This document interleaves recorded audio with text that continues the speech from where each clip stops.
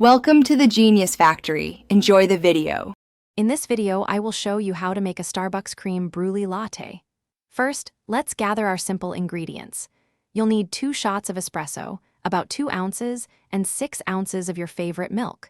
We'll also use vanilla syrup and a delicious caramel sauce for that signature flavor. Make sure you have a coffee machine and a milk frother ready to go. This easy method brings the cafe experience right to your kitchen. Now, let's build the delicious base for our latte.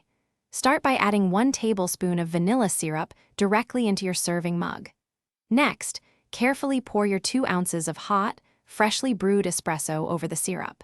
Give it a gentle stir to ensure the vanilla sweetness is perfectly blended with the rich coffee. This step is crucial for creating that authentic creme brulee flavor profile we all love.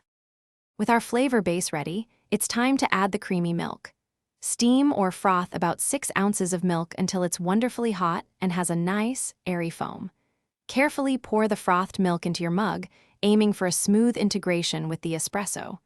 Hold back some of the thicker foam at first, then spoon it generously over the top. This creates that beautiful layered look and delightful texture. Finally, for the signature creme brulee touch, we add the caramel. Drizzle 1 to 2 tablespoons of caramel sauce over the top of your milk foam.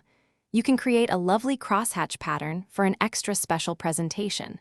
For an authentic crunch, you might even sprinkle a tiny pinch of turbinado sugar.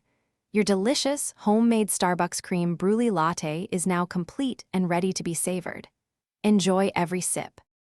Thanks for watching. If you found this helpful, don't forget to like and subscribe.